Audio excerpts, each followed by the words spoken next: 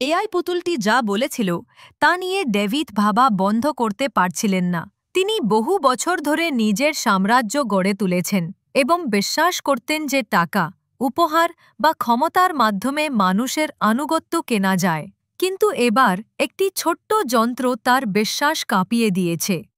পরের সকালে এআই পুতুলটি, যাকে তিনি ইভ নামে ডাকতে শুরু করেছিলেন, তাকে অফিসে ঢুকতেই বলল, সুপ্রভাত ডেভিড, তিনজন মানুষ আপনার সাথে দেখা করতে অপেক্ষা করছে।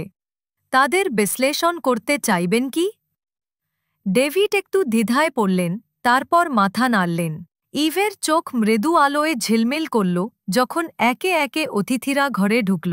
তার ব্যবসায়িক অংশীদার, তার ব্যক্তিগত সহকারী এবং একজন সাংবাদিক।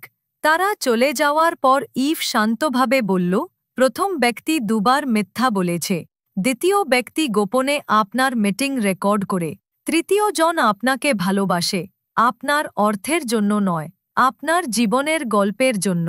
ডেভিডের বুক ধক করে উঠল। তুমি এটা জানলে কিভাবে? আমি ধারণা প্যাটার্নস দেখি, ইভ উত্তর দিল।